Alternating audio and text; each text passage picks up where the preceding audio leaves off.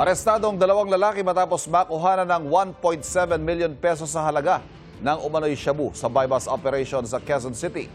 Tumanggi magbigay ng pahayag ang mga suspect. May unang balita si James Agustin. Walang kawala ang dalawang lalaki na inaresto ng pulisya sa drug bypass operation sa Barangay Santo Domingo, Quezon City. Target ng operasyon ang 33 anyos na sospek at kanyang kasabwat na 30 anyos na siya nagmamaneho ng kotse. Nabilhan sila ng droga ng pulis na nagpanggap na buyer.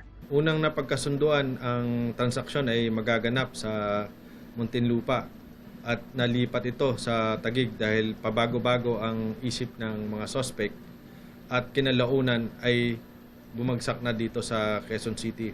Nakuha mula sa mga sospek ang 250 gramo ng shabu na nagkakalaga ng 1.7 million pesos. Inaalam pa ang pinaka-source ng droga.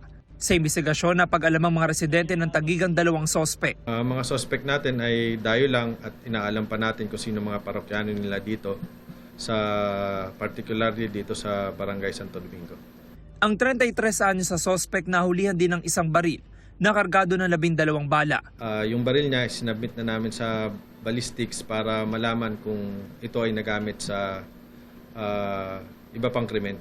Nakakulong ang dalawa sa Laloma Police Station. No-comment po ako. Tungkol naman doon sa baril.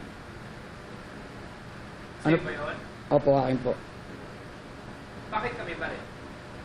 Para proteksyonan po yung aming bahay. No comment po. Ano lang po ako, car-rental po ako. Tapos, Hindi ko po alam yung ano, kung ano pong nangyari.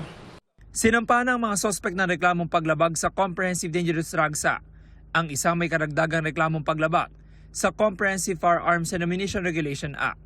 Ito ang unang balita. James Agustin, GMA News.